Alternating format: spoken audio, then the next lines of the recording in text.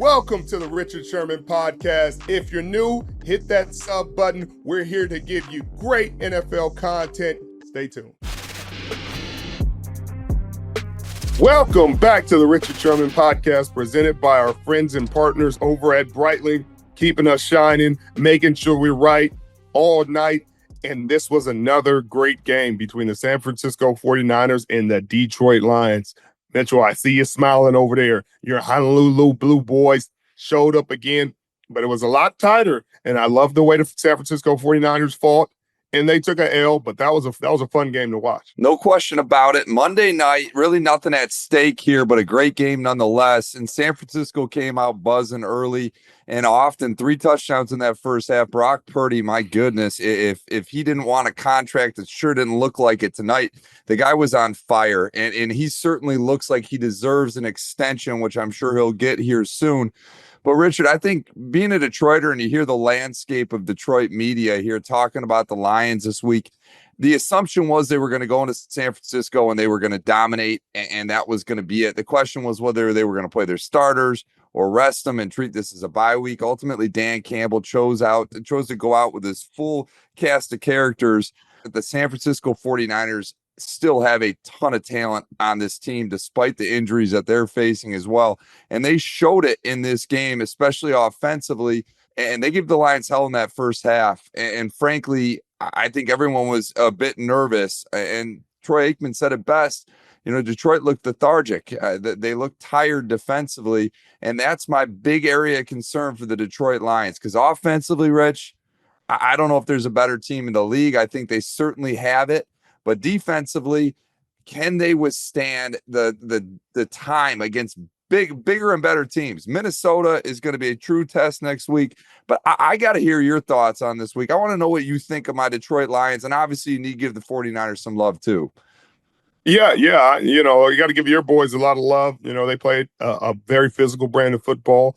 I know everybody expected it to be a bloodbath and Detroit to impose their will, and San Francisco had other plans. They did it without Trent Williams, without Christian McCaffrey, and they were able to be effective. You know, Isaac Guerendo caught some passes out of the backfield, did a really good job. Purdy throws for 377 yards. Did throw the 2 interceptions to Kirby Joseph, who is making his late surge for Defensive Player of the Year. You got to give him some consideration. 9 interceptions and 2 critical interceptions in the fourth quarter of this ball game. Really great plays coming downhill. Obviously, it was film study. The guy understood the assignment, understood where Brock Purdy was going with the football, baited him into it, took the ball away. I'd love to hear him talk about that play because it really looked like he understood what was going on right there. The first one was a bit of an overthrow. He took advantage of it, but the second one was something that he saw on tape. He read the formation, he read the personnel, read the play, and he made a huge play in the ball game, which ended up sealing it. Now, on the other side, San Francisco 49ers defense, you know, they played a solid football game. You know, Nicholas John Bosa gets 2 sacks. You know, they showed a lot of pride out there. They didn't give up. They didn't fold it in. But Jared Goff, those interceptions, short field, he's going to find a way to get it done. He's going to find a way to execute and score. But Jake Moody got to go. Jake Moody has to go at this point. Now, no fans, you know, are so sensitive because we're in a day and age where everybody gets a participation trophy, and no, you don't talk bad about anybody, but you got to do your job. And at the end of the day, you know, this team loses the game by 6 points. He misses 2 field goals in a PAT. You missed 2 field goals in a PAT. I mean, again, this is a business where you have to execute, especially at that position. And he has not done it at a high enough tilt. And I understand he was drafted and all this, had all this acclaim. The Detroit Lions found their kicker in a brick shop last year. They found him. He was working in a brick shop, doing a heck of a job. Jake Bates. No offense to him. No shots at him, but he's doing a phenomenal job. You can find a kicker literally anywhere. And so I think they've done the best they could to hold on to him and try to make it work and try to develop him, but it's time to let it go. It's time for him to get a fresh start. Maybe he'll do better somewhere else, but he cannot kick another kick for the San Francisco 49ers. If he does, you're doing a disservice to this team. And you can see the frustration building with Kyle Shanahan because he doesn't even think their kicks are going to go in because they haven't. They haven't been going in, whether it's close, whether it's a deep kick, whether it's a 30-yarder, whether it's a 40-yarder. The kid has no confidence. He didn't even have confidence in the onside kick. So I just think it's time to let him go. I think you do it now and let him go find another home this offseason and figure that out. Bring some kickers in. Let them spend the offseason battling. You bring 2 or 3 of them in. Let them battle it out, and find you a guy that can be consistent and at least make 85-90% of his kicks. Well, Richard, this is going to be a key offseason for the San Francisco 49ers. Eliminated from playoff contention, obviously. They face some key questions. Let's start with Deebo Samuel. I know you got a tremendous amount of respect for him. He's a dog. He plays multiple positions for this team and is obviously beyond just a wideout for him. We didn't see him run the ball as much as he did in years past, and I just wonder if maybe, the 49ers might look to move on from him this offseason. Do you think there's a realistic shot at that facing the cap restraints that they are right now as a franchise? I'm not sure. I think they're loyal to the guys that they drafted, the guys that they've developed, and they have relationships with. I think they more likely move on to guys that they picked up in free agency and look to restructure that way before they go to the homebred guys, the guys that they drafted out of college, the guy that's been there through multiple Super Bowls and played really at a high level for them in years past and just hasn't, it just hasn't worked out this season. So I doubt they go to him first. I think they make a lot of other moves before they go to Deebo Samuel. And even at that point, I think they talk about a restructure before they talk about cut. But you never know. I'm not in the office. I'm not with the front office. I don't talk to John Lynch about these kind of moves. We talk about Stanford football and things like that and have some really good conversations, but I don't talk to him about what moves they're making with personnel. Ricky Purcell had one of his best games, 8 catches for 141 yards and a touchdown. He looked really good, starting to come into his own.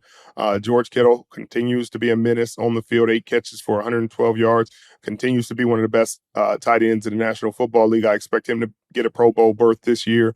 But let's go back to the other side, to your Detroit Lions. I mean, Kirby Joseph having an all-pro year. Amon-Ra St. Brown had a really, really solid game. 8 catches for 60 yards, and obviously the touchdown on what looked like a coverage bust. Jamison Williams had 5 catches, 77 yards, 1 touchdown. Jahmyr Gibbs, 18 rushes for 117 yards and 1 touchdown, and it didn't even look that hard for him. It looks like an easy game. He's always churning his legs, getting extra yards after contact. You saw that on a number of plays where there was one play he was stopped 4 or 5 yards in the backfield, cut back all the way across the field, made a positive play out of it. That's the difference he can make. Now you're talking about getting David Montgomery back potentially for next week or the playoffs, depending on, if they get the bye week. It seems like perfect timing. A fresh David Montgomery coming back right in time for a divisional playoff game would be excellent for this team. And you got to give them a lot of credit. I know you're low on the defense right now, but they're winning games with mismatched pieces. They're having some fun. The hook and lateral play was a really cool play. You rarely ever see that in National Football League, and Jamison Williams did a great job taking it and getting up out of there. It was cool to see. It's cool to see the fun that they're having in Detroit. Well, you got to give a lot of credit to Jamison Williams. This is a guy that, he's gone through it here the first couple of years in Detroit, getting suspended for the gambling issue, obviously tearing his ACL coming out of Alabama. There was some off-field stuff that went on locally here, and, he's taken flags for unnecessary roughness early in the Chicago game. It's like, come on, man. Like, we got to get together. And you're starting to see the maturation of Jamison Williams. This guy being such a high draft pick as he was and coming from Alabama, the expectations for him were to be like Chris Olave, be like Garrett Wilson. It's just taken him more time. And what you see with him is an absolute burner, but you can see that route tree start to develop with him. And they talked about it on the broadcast. Jamison Williams become a hell of a lot more sure-handed, and you can see Jared Goff trust him a lot more as well. When you put him and you get this Detroit Lions offense fully humming and you get David Montgomery back, This is going to be what they're going to have to lean on if they want to do damage in this playoffs. We saw it tonight. The defense can be an area of concern. The bright spot being Kirby Joseph, and shout out to Kirby Joseph. He's our player in prime time, brought to you by our friends and partner over at Breitling. Richard, Kirby Joseph deserves the Honolulu Blue Breitling that I got on. No question after a performance like this. He's got to keep it going. He's got to elevate his game, continue to elevate this defense's game as they go into week 18 in a must-win scenario against the Minnesota Vikings. It's the most wonderful time of the year for getting in on all the hoops, football, and hockey action at DraftKings Sportsbook. In the season of giving, we're being gifted college football and basketball, pro football and basketball, and pro hockey too, almost 24/7. So many games every day, so many opportunities to place your first bet. Try betting on something simple, like picking a team to win. Go to the DraftKings Sportsbook app and place your bet now. And here's a gift for all new customers. Bet just $5 to get $150 in bonus bets if your bet wins. Download the DraftKings Sportsbook app and use code Richard. That's code Richard for new customers to get $150 in bonus bets if your bet wins. When you bet just $5. Happy holidays from DraftKings. The crown is yours. We were talking about it off air before we got started. It is insane to think that these two teams, 14-2, are tied right now. Detroit owns the tiebreaker, but this game is going to decide it all in week 18 on Sunday night. Richard, how crazy is it? How much are you looking forward to this matchup? I'm really looking forward to it. It's probably one of the craziest endings in the National Football League's history, with teams with this kind of record, with everything on the line. And then you really talk about, what's going on throughout the season. I think Detroit has gotten a lot of credit, been dominant. The expectation has been there for them the whole season. But for the Minnesota Vikings, they haven't necessarily got the love. They haven't necessarily got the spotlight. And they've been right there keeping pace with them all season long. You don't talk about a lot of their guys. Jonathan Grenard is having a heck of a season. Van Gink, we bring up all the time, having a heck of a season. We talk about Addison and Justin Jefferson because obviously he's one of the best receivers in the National Football League. But Sam Darnold has done a phenomenal job. You saw the locker room elated when he comes in there, splashing him with water, putting him on their shoulders. This is a team that understands the moment, that has played hard, that has played well, executed well in very critical times in the game. And like we talked about off air, they're going to be 1-5 no matter what. These two teams are going to be the 1 seed and the 5 seed, whatever order they play in. And it's likely that a 14-win team that's a 5 seed will beat the 4 seed, regardless of circumstance. They'll likely get that win. So you're talking about a divisional rematch more than likely happening. That's pretty crazy. So you might get this in week 18 and then get this again in the divisional round, because that's probably how the wild card is going to shake out if the teams win that you record-wise do what they're supposed to do. Richard, who do you think needs this win more? Because obviously the Detroit Lions, they're in desperate need of some rest, but the Minnesota Vikings, I think, need this game for national validation, right? I mean, you said it best. The Detroit Lions have been getting a lot of national spotlight with Minnesota relatively in the shadows. And I don't mean that it is any disrespect to Minnesota. They've certainly proved a lot of people wrong with the level of talent they have on this roster. But who do you think needs this win more, Minnesota or Detroit? I think Detroit needs it more. I think Detroit needs it more because of what you talked about. They need rest. They need a chance to maybe get a player or two back from the IR, get a player or two back healthy, especially on that defensive side. I got to look through the roster, but getting 2 weeks off, at least a week off and then another week to potentially get some guys back would be a blessing for that team. And you just hope that that's enough to get them over the hump going into the divisional round, because they're so banged up on defense. The Minnesota Vikings have been rolling, but you're like you said, the Minnesota Vikings need it for another reason, that validation that, hey, we've been here the whole time. We've been playing well, and I know you guys see Sam Darnold as a Cinderella story, but at this point, he ain't Cinderella no more. Cinderella is a long time ago. They're here to stay, and they've proven that all season long. And defensively, Brian Flores looking for another head coaching job again. He's going to be up in those conversations again. He's found a way to get this defense humming, to get guys in position. They've played well in big games, divisional games. They just played well against the Green Bay Packers, getting pressure. Obviously, they gave up some points late in that game, but for the most part, there's nothing to complain about in Minnesota about how they're playing. They got a great team, and I look forward to seeing them perform in the playoffs. One of the things that is very unique about Minnesota is the way they play defensively, and Brian Flores has brought a new tone to Minnesota, and their defense has set that standard for this team this season for sure. What is it that is so unique about the way Brian Flores schemes things up with this Minnesota defense? Well, you just really never know where the pressure's coming from. And he brings it in very unique ways, unorthodox ways. A lot of times when they back out in the cover two, but the few times they don't, it's zero coverage. And there's not a guy popping out. And you don't expect the guy to be bringing pressure from the side he's bringing it, or he's popping out three linemen instead of three linebackers, and the three linebackers are bringing the pressure. And so you gotta adjust for that, and you gotta prepare for so many different combinations of pressures. And I think that's something that he did with New England a lot, something he did when he was with the Miami Dolphins, and something he continues to do in Minnesota. And it's effective. It's effective because it's unconventional. It's not something quarterbacks see all the time. It looks a lot different on tape than it does in person. And these guys on the Minnesota Vikings defense are seem to be tailored made for this scheme. You talk about Van Gink having a great year, Grenard having a career year. Our guy Stephon Gilmore is still doing his thing at the cornerback position. Harrison Smith, same way. You got guys that are veterans who have played in this scheme and really are starting to are continuing to blossom, continuing to shine, and I love to see it.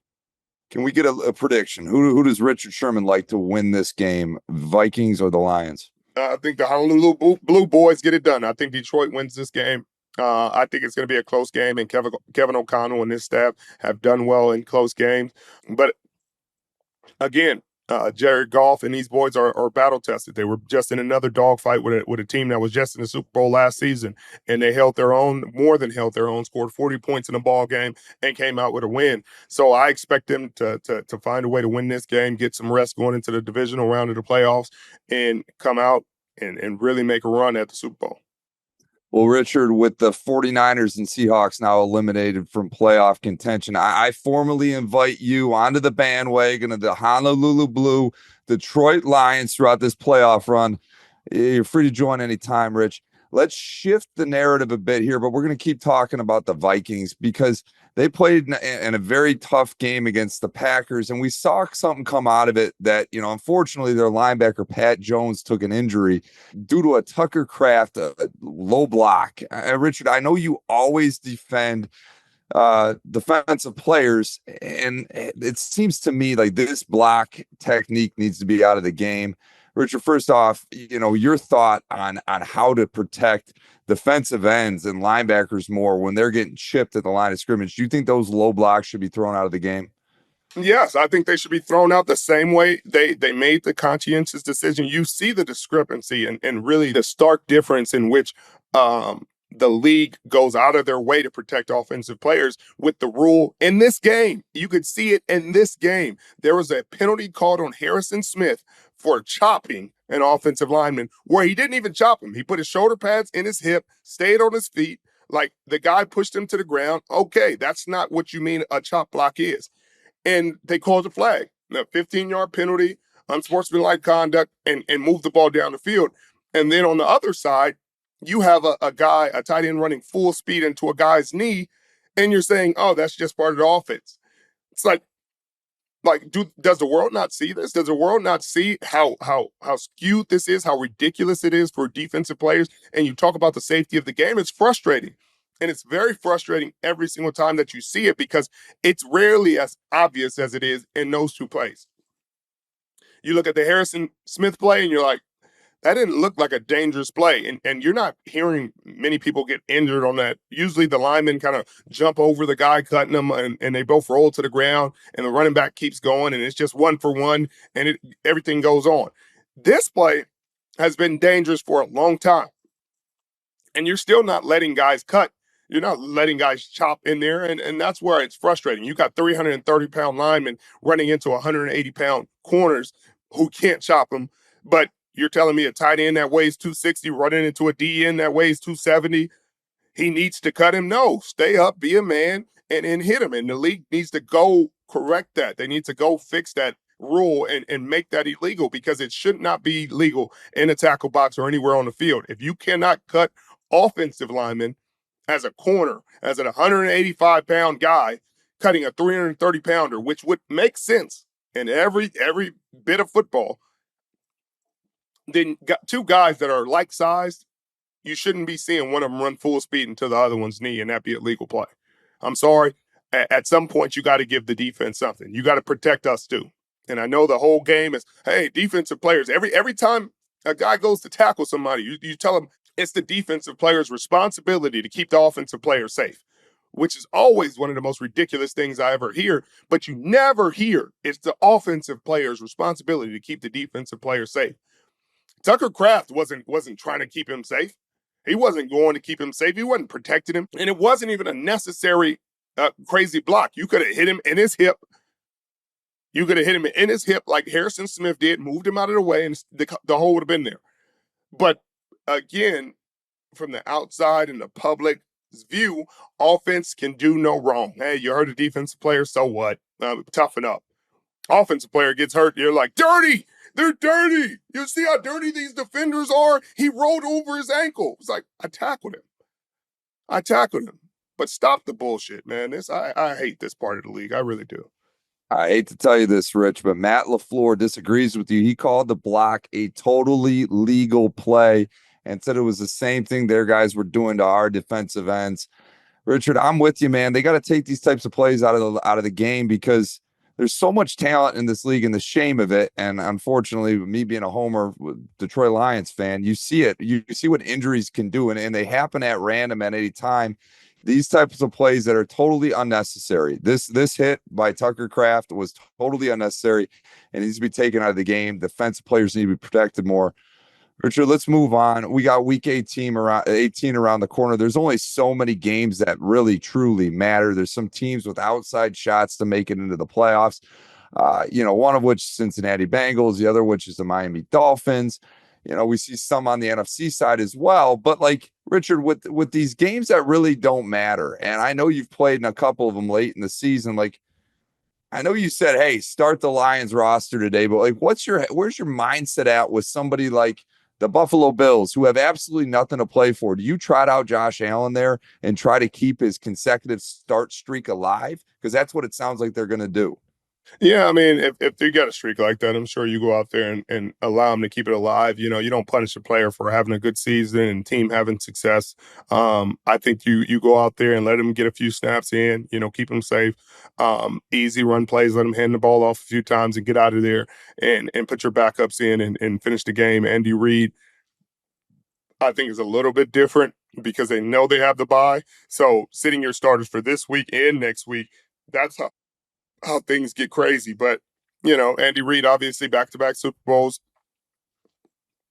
he knows better than me. So I'm sure he'll make the best decision that he believes in, and they'll go out there. I think they'll play at least some of their guys. I think Chris Jones, who didn't play last week, if he's healthy enough to go, I think he plays at least a quarter or two, treat it like a third preseason game, maybe play a half with these guys and then let them rest the other half. You really don't care about the result of the game unless you're really that focused on the record, and I don't think they are. I think they go out there and let the guys play, let them get their feet wet, let them go through the motions, and then rest them, because you just don't want to not play football for 2 weeks and then go into the most intense game of your season in the playoffs and think it's going to be an easy game.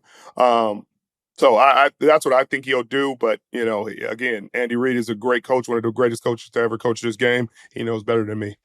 Well, Bill Belichick chimed in on this today too, and he said, if you're going to rest your 6 best players, how do you explain it to the rest of your team? I mean, this is not like basketball, right?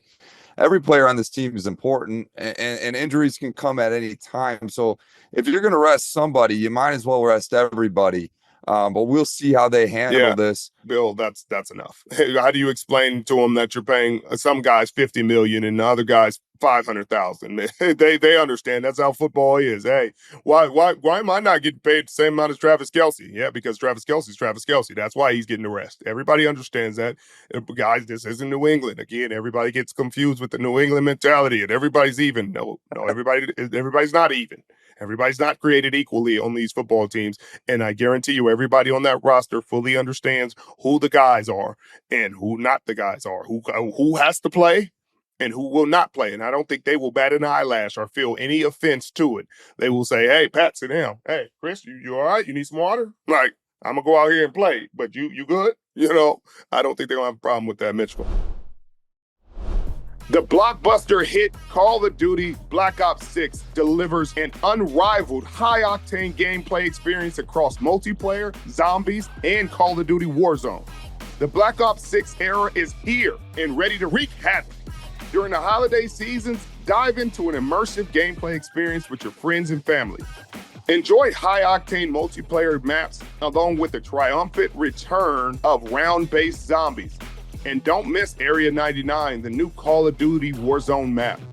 The action never stops with new maps, modes, events, and more, included with every free seasonal content update.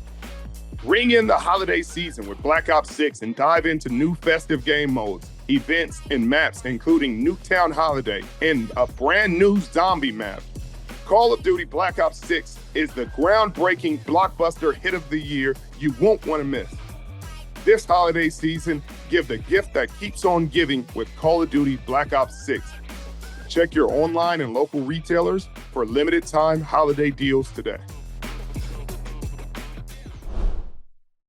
Let's look at the playoff picture here. Let's start with the AFC. I mean, really, there's a couple teams that can still play their way in. It's the Miami Dolphins and the Cincinnati Bengals. The Cincinnati Bengals need a hell of a lot of luck. I mean, all eyes will be on the Broncos playing against the Kansas City Chiefs, and they also need the Dolphins lose to the Jets.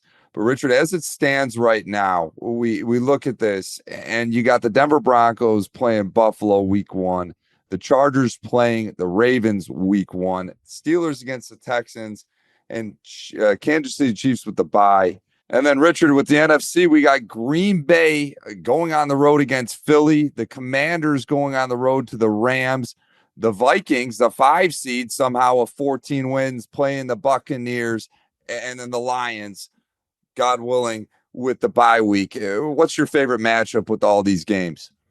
I guess you would have to say Green Bay, Philadelphia.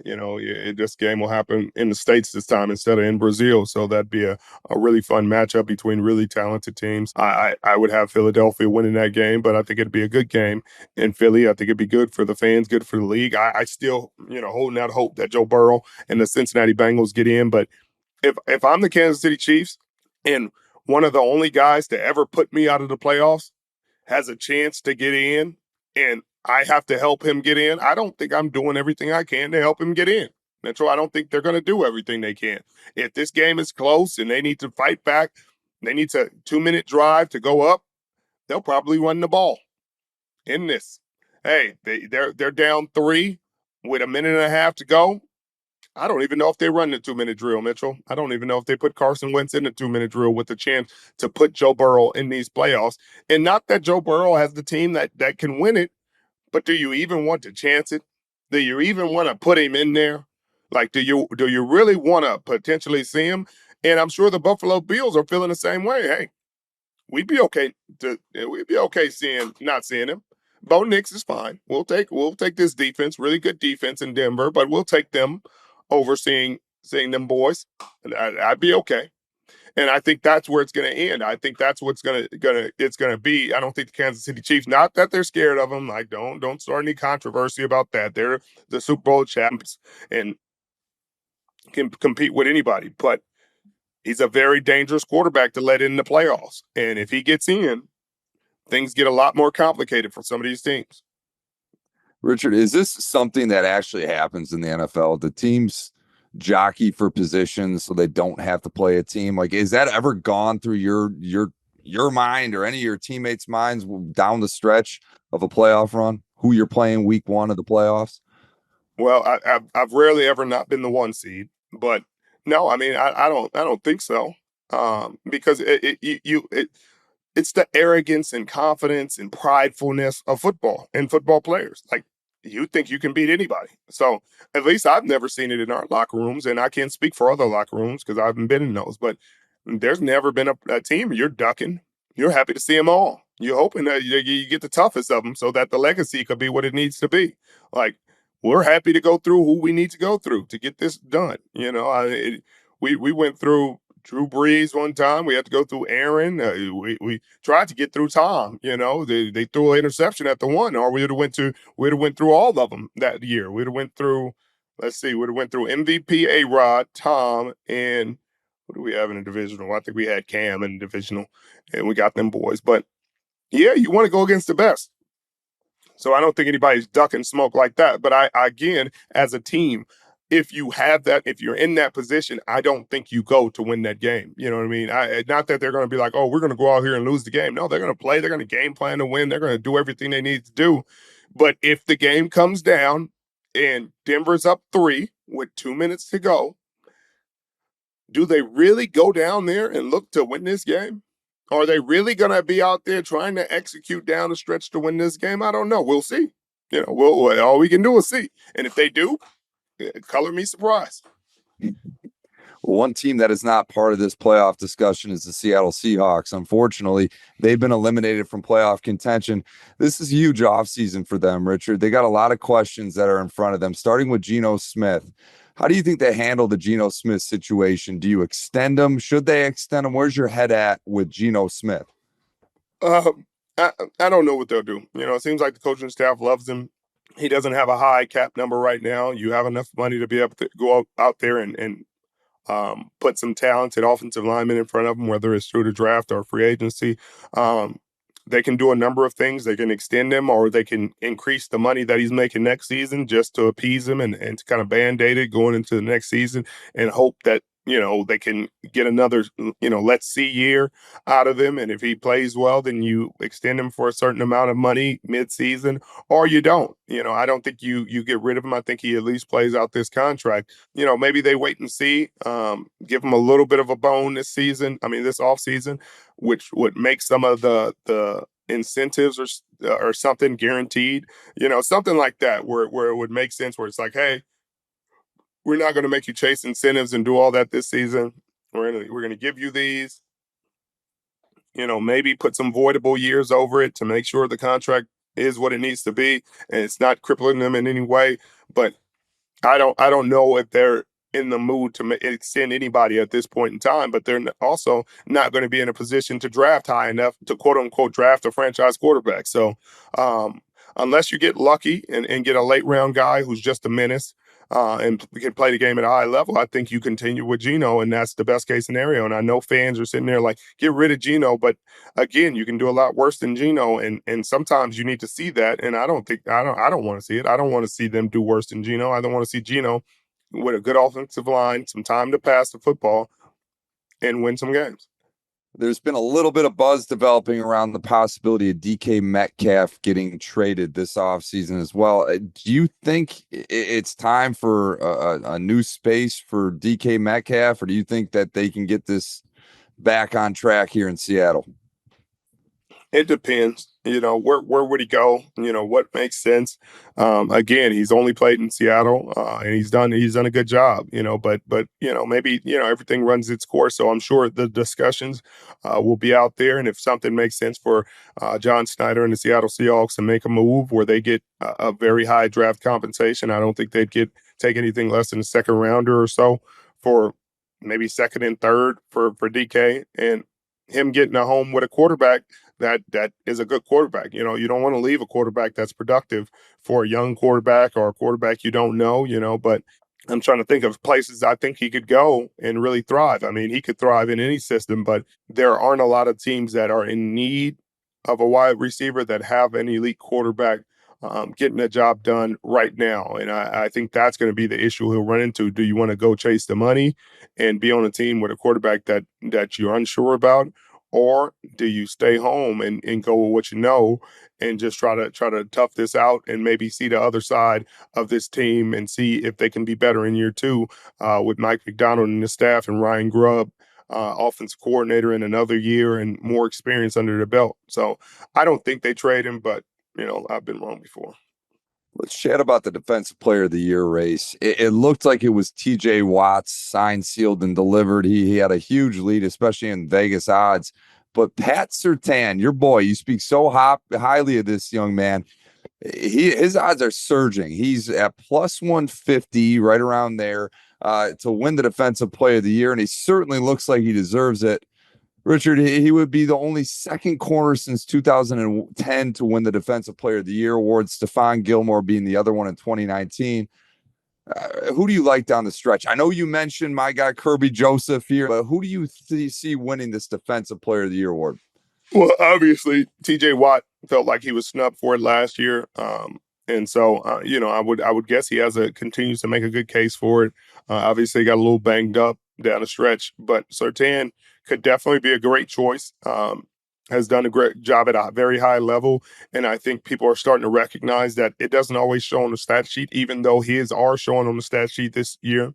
He's got a number of interceptions, got a 100-yard pick six, but his coverage, his technique, it's teach tape every single game, every single week. You can turn on the tape. You don't have to be specific about what play. You can turn on any game, close your eyes, move it to the third quarter, second drive of the third quarter, and he's going to be playing great defense. And I think it's cool to see him get the recognition and get the attention that he deserves, because you don't always get the attention when you don't get a lot of targets, you don't get a lot of chances to make plays, and so people really don't really appreciate the job that you're doing. So it's really cool to see that they're seeing what he's doing and the impact that he's having on this Broncos defense that's playing at a really high level. And I've always said you should reward great defenses by putting the defensive player of the year on their team. Clearly, these guys are playing standout defense, and I think that's been my biggest gripe with defensive player of the year as it stood, is it goes to guys on average defenses a lot of times, and it's like, that's not the defensive player of the year. It might be statistically, but that'd be like me saying the offensive player of the year is just a guy who's putting up the greatest offensive stats on a bad offense or a middling offense. You wouldn't say that, because you always say the MVP and offensive player of the year is going to go to a guy on winning teams, on top offenses. It's not going to go to a guy on an average offense, even if he has really insane stats. And so I think defensive player of the year should be the same. I got frustrated that they gave it to Luke Kuechly that year when we had the number one defense in the land. I thought myself or Earl Thomas would get it. They said we split votes, so neither of us got it. And I thought, Luke had a pretty good season, but I thought I had a better season. I thought Earl had a better season. I thought our defense overall had a much better season than their defense. It was a legendary season. They still talk about it, and so. You got guys having great seasons, and it's not being appreciated that way. And I hope that Patrick Surtain wins it, just so that corners can be recognized in the way they should be. Well, you're not wrong about that. I mean, if you apply the same logic that people are using to vote for Defensive Player of the Year, Joe Burrow would be the MVP and Offensive Player of the Year this year. You called it early on in this podcast. Kirby Joseph, I just looked, Rich. Would you believe he's plus 250 for the Defensive Player of the Year right now after this game? He's third in line behind TJ Watt and Patrick Surtain for Defensive Player of the Year. He puts together one more big game against the Minnesota Vikings, and who knows, maybe he comes from way downtown and wins this thing. True Classics ultra comfortable, perfect fitting essentials make for the perfect gift for guys this holiday season. They have premium products at an affordable price. Their shirts define your best features with a perfect fit. Snug in the arms and the chest with just the right amount of room in the midsection. They have 100% perfect fit guarantee and easy returns. If you're into working out like me, True Classic also has active wear with moisture wicking, quick dry, and odor control. The holidays are here, and True Classic's ultra comfortable, perfect fitting essentials make for the perfect gift for you and the men in your life. So if you're ready to upgrade your closet, shop now and unlock big savings during the huge holiday sale. Just go to my exclusive link at trueclassic.com/Richard to save. That's trueclassic.com/Richard. Please support our show and tell them we sent you. End the year with holiday cheer thanks to True Classic. Let's talk a little bit about the San Francisco 49ers. I mean, we already talked about this game against the Lions. We wrapped up a very disappointing season almost. They're 6-10 right now. And I would imagine they're going to rest some guys in week 18. Where do you start this offseason? How do you improve this team? Jed York already says Shanahan and Lynch aren't going anywhere, but where do you start? It can't just be healthy bodies. Give me some other ideas of how we get back to glory here in San Francisco. You gotta get rid of Jake Moody, and that's going to be on the priorities list. Get better kicking, address the special teams, the issues that you had. Offensive line, I said it before, you're going to have to draft offensive linemen early and often. And do you draft them with a top 10 pick? It looks like San Francisco may be in line for the 10th, 11th pick. Do you draft an offensive lineman there? Or do you trade back and try to get multiple of them? But that needs to be your focus. You need to draft well. You need to get back to drafting pass rushers. The guys, we talked about Hargrave, who got injured very early in the season, is a lot of money. He cost a lot of money and did not get to have an impact this season. Didn't have a great impact last season. But do you bring him back? Do you renegotiate that deal? Or is he a cap casualty? I don't know. You need depth.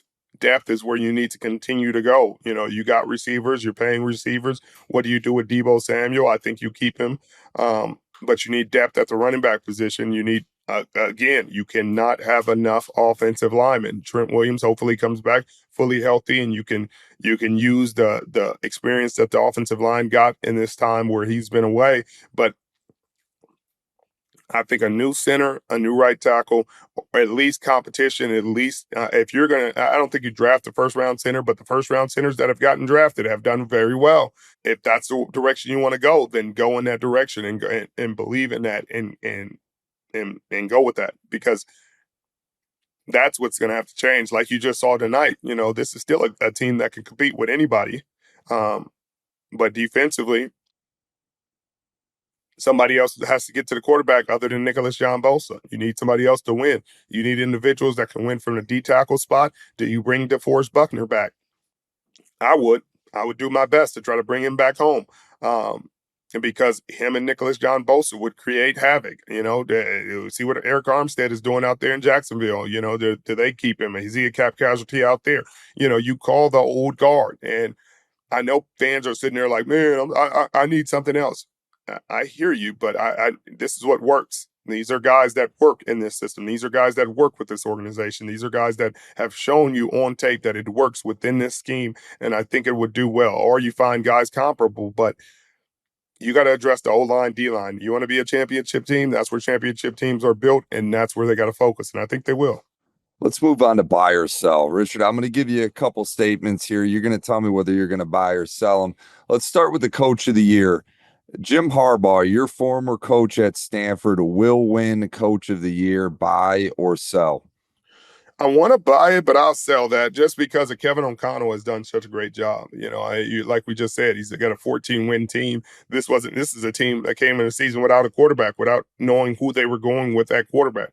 And I don't think anybody had him in the spot that they're in right now with a chance to be the number one seed and have a bye and home field throughout the playoffs. I mean, I think he has to be the runaway coach of the year. I think Dan Campbell had a really talented team, and so they won't give him the credit that he deserves because the expectations were high coming into the season. But I think you could give him consideration for coach of the year with what he's done. And the same is true with LaFleur. I think what he did with Malik Willis and him coming in and playing great football is really phenomenal. But I think what Jim's done is really incredible. This wasn't a great team last year. Maximizing the talent of that defense and getting the most out of this offense, running the football, efficient from Justin Herbert. I think you would consider it in many years, but if Minnesota's a 15-win team, even if they're still a 14-win team, at the end of the day, I think that's coach of the year material. Richard, Nick Wright had a wild take, but this is how he would rebuild the Patriots this offseason. He would trade Drake May, draft Travis Hunter, Shedeur Sanders, and hire Deion Sanders. Are you buying or selling this approach? I know it's wild, but would you buy or sell this approach just in general? I would sell every part of it, and I wouldn't touch it with a 5,000-foot pole. Yeah, Deion Sanders in New England sounds like oil and water, and I don't need to mix oil and water. I mean, it's an awful combination, and I don't think anybody wants to see that, and I don't think Deion deserves that. Those fans are a different breed, and I don't think Deion Sanders is. You're not going Bill Belichick and then and then Deion Sanders after one coaching change. Like I don't think they're prepared for that. Shador and the way he carries himself, the way he plays the game, it's fun. He's a showman. It's a good time. But again, the New England Patriots organization and their fans are accustomed to very specific ways of doing business, and that would be a totally different way of doing business in New England. So that sounds ridiculous to me. Let's stay on this topic real quick. If Dion were to head into the NFL at any point as a head coach, what team do you think he would have the best fit with? Dallas. No Next question. How about his son, Shador Sanders? I mean, obviously, it's looking like he's going to be a top pick of this draft. Doesn't know if he's going to be the number one, but we know quarterbacks go high. Who do you think at the top of this draft would give him the best place to start? Drew Lock said, "Hey, you want this team to draft you, huh?" He said, "You want to come in and wear two? All right, I got something for you. All right. I'll make sure we're not drafted number one, and then we'll see how this goes. You want to wear New York Giants cleats in your in your bowl game?" I said, "Drew Lock, you're a villain. Drew Lock is the villain, and I love it. I love it. And people can't get mad. He went out there to win the game. You don't go out there to lose the game, and we talked about that. But it is just crazy. Shador Sanders wore the cleats that game, and then Drew Lock goes in there and fires off a win, 45 points against the Indianapolis Colts, who were fighting for their playoff lives. And now you have the Browns and Titans in front of them, both needing a quarterback potentially. I know he ain't going to play for them. So we're going to have to test if Dion was serious when he said, I'm not going to just let my son go anywhere. We'll see. All right, Richard, back to buy or sell. The Bills are rooting for the Bengals to miss the playoffs. Buy or sell? I'll sell that because, again, what we talked about, no team really. The Bills feel confident and they feel good. They got Josh Allen, an MVP candidate in the backfield. Cook is running the ball as well as anybody. Their receivers are making huge plays. Their defense is opportunistic. I think they feel like they can play with anybody. So I'll sell that. I don't think they're rooting for the Bengals to miss the playoffs. Now, if you ask them, an honest question and they had to drink truth serum, who they would rather play, the Bengals or the Broncos, I think they would say the Broncos. But, who am I? Just a humble servant. Richard, we talked about it a bit on the last podcast, and it was about Pete Carroll. You said this guy is a culture changer that any organization, especially a team like the Chicago Bears, might benefit from. And it sounds like he's interested in coming back and coaching. But will he? Richard, Pete Carroll will coach in the NFL in 2025. Buy or sell? I can buy that for all the reasons we talked about. I mean, he's a culture builder, and I think they've seen the offensive gurus do well in the National Football League. You talk about Kevin O'Connell, you talk about even Mike McDaniel. But you've also seen Jim Harbaugh come back in a culture builder, a guy who just seems to go there, establish what he wants to establish, play the game the right way. His players maximize their potential, and they win. And they take a team that's supposed to go to the playoffs. Everybody plays up to the level they're supposed to. He makes great coaching decisions in game. He makes great personnel decisions, great motivation for his players. So I think Pete Carroll will benefit from Jim Harbaugh's success in LA, and I think a team will take a chance on him. Now, the age difference is going to be the issue, but I don't think, I think that'll be a long conversation or a short conversation because they'll see how energetic Pete still is. His love for the game, his dedication is still there, and I don't think he's going anywhere. So they're going to study his DNA once it's all said and done to have that kind of enthusiasm at 73, but I think he gets a shot. And finally, Patrick Mahomes might not make the Pro Bowl, all things considered, playing in the AFC with Joe Burrow and Josh Allen, Lamar Jackson, etc. Buy or sell, Patrick Mahomes will not be a Pro Bowler. Too popular of a player. I sell that. I know everybody's having a great year. Burrow's having a great year. Josh Allen, Lamar Jackson, all that is well and good. And this is why I really like the way they started to do it for a little while. There was a time in there they just took the best, regardless of conference, and put them together. And sometimes you'd have 4 or 5 quarterbacks from one conference, and you'd have 1 or 2 from the other conference. If that's the way it shook out, and I think that's the right way to do it. But I think he finds a way to get voted in because he's such a popular player. He's such a guy that has been consistent for so long. Coming off a Super Bowl, they're 15-1. I don't think he'll be an All-Pro, which was obvious, but. Yeah, I can buy him not being a pro. I can buy it. I could buy it. Maybe this. You talked yourself into it, then talked yourself out of it, Rich. But that's the lovely thing about buy or sell. Let's move on, though, Richard. This is the time of the show, and I must hear it, the power rankings. Richard Sherman, the power rankings for Week 17. Do we have any movement? Are the Kansas City Chiefs still at the top? Do the Lions still retain the 2 seed? Where does Minnesota fall? Who gets the 5 seed? I got so many questions. What are your answers? Kansas City Chiefs start us off. Kansas City Chiefs are 15-1. They retain the top spot, and I think this will be our final power rankings because I won't move after this week. Half teams aren't even playing their starters. I'm going to leave it like this. Number 2, Honolulu Blue Boys, Detroit Lions. Number 3, Minnesota Vikings. They're playing too well to put them anywhere else. Number 4, Buffalo Bills. You get the credit. You want the credit, you get it. There it is, 4. I know you want to be 3, but guess what? They have a better record than you. 5, the surging Baltimore Ravens. They got to be there. I know the Philadelphia Eagles fans want me to put them there. Do I want to put Philadelphia over Baltimore?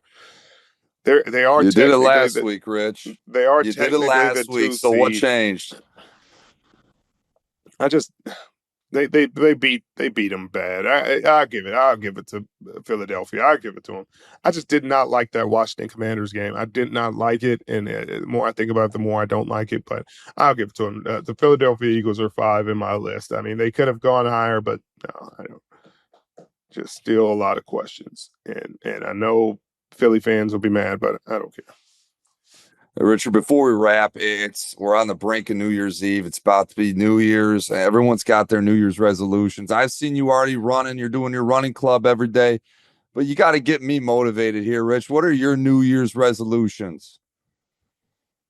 Oh, that's a great question, Mitchell. New Year's resolutions are always weird for me because it's like, why weren't you doing it already? What was stopping you from doing it on the random Tuesday and saying, I need to get better now? And I think that's what my New Year's resolution is, to just be consistent, be a great dad, be a great father, work hard, take care of yourself and be intentional every day. Be intentional about it every day, not just January 4th. It could be June 7th.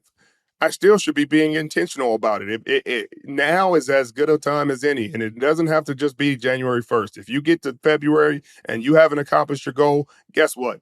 No time like the present to get out there and get it going and improve yourself or go after your dreams or go on that vacation you always dreamed of going on, or just keep being your amazing self, because everybody has a uniqueness that needs to be celebrated. The good Lord gave everybody really cool, special qualities that I don't think everybody appreciates or really celebrates. So celebrate our differences, celebrate our uniqueness, and you go out there and have yourselves a happy New Year's. We appreciate you for joining us, whether it's a minute, an hour, or a second.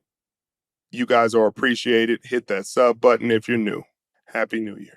I judge the quality of a fragrance by the compliments you get. When I wore Ovation for the first time, second time, and third time, usually I walk past somebody and they're like, hey, what you got on? Who over there smelling good? That's the injection of confidence right there to you. That's right. We want to be at the forefront of using the brand as a gateway for these young athletes. Custom suit, we do a photo shoot, we do video, and it's all about that partnership to create a personal brand. And I love you guys associating it with more sophistication. Throwing a suit on a kid, sometimes it takes for you to see yourself with a suit on in the mirror to be like, hey, I have more to offer. Ovation for Men, we're part of Amazon's Black Business Accelerator. Amazon has invested $150 million for the next 4 years to uplift small businesses like myself to scale. Amazon is really putting their money where their mouth is. They're committed to excellence on every level. They want to scale these businesses to be amongst the best in whatever industry they're in. You've always been authentic. You've always been pushing excellence. Well, I appreciate that. As our slogan says, every man deserves an ovation. Yes, sir.